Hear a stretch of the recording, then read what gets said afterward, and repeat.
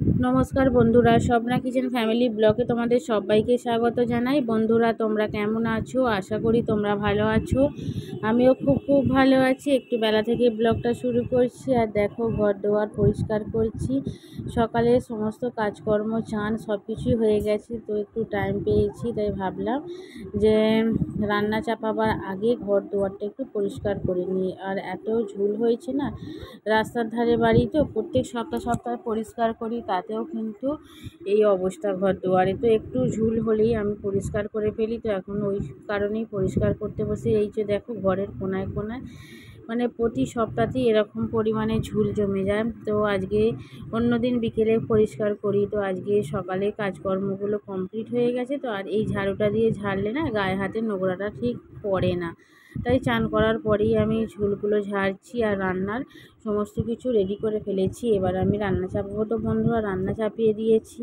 দেখতেই পাচ্ছ, তরুলি আলু পোস্ত বানাবো। তো তরুলি আলু এখানে করে নিচ্ছি। মিঠাই গিয়েছিল স্কুলে, ওকে স্কুল থেকে নিয়ে এসেছি। চান টান ওর হয়ে গেছে। আর এখন আমি রান্না চাপিয়ে দিয়েছি। রান্নাটা পরেই চাপিয়েছি, ভাতটা আগে করে রেখে গিয়েছিলাম। তো বন্ধু, রান্না কমপ্লিট হয়ে গেছে। তরুলি আলু পোস্ত হয়েছে, এখানে মুসুরির ডাল হয়েছে, আর কিছু মাছ ভেজে রেখে দেওয়া হয়েছে।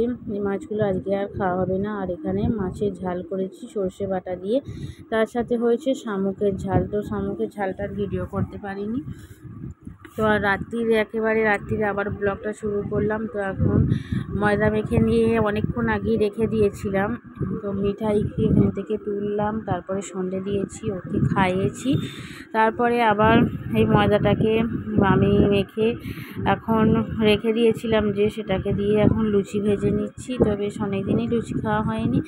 তো আজকে স্বাগত বায়না করলো, বলছি লুচি করো। তো দু একটা করার থেকে ভাবলাম, আছি তো আমরা 3-4 জন, তো একবারে সবগুলোই লুচি একেবারেই করে ফেলি। তো লুচিটা আমার হয়ে গেছে। আর খানিকটা সুজি ভেজে নিচ্ছি। মিঠাই বায়না করলো সুজি খাবো।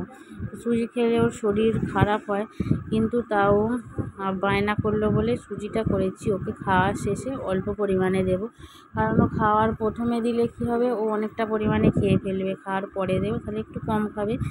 তো যাই হোক, সুজি করে নিচ্ছি। আর তার সাথে করে নেব অল্প করে একটু তরকারি। তো এই হচ্ছে আমাদের রাত্রিরের খাবার, তরকারি, লুচি, তার সাথে সুজি। তো বিনা কারণে এত কিছু রান্না হচ্ছে। আর এখানে মিঠাইকে বসিয়ে দিয়েছি পড়াতে। আমি খুব সকাল করে আজকে রান্নাটা করে ফেলেছি। মিঠাইয়ের পড়া হয়ে গেছে, এখন লিখছে বসে বসে। হর্ষের দাঁড়িটা দেখেছো, কি বড় করে একটা হর্ষের দাঁড়ি করেছে। অ আ হর্ষই দীর্ঘ রি, এই অবধি লিখেছে।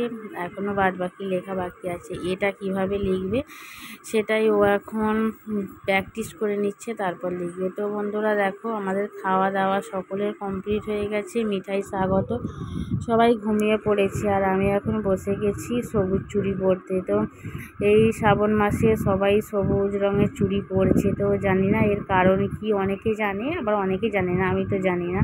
তো আমি এই চুড়িগুলো হরিদ্বার গিয়েছিলাম, তো সেখান থেকে কেনা হয়েছে চুড়িগুলো।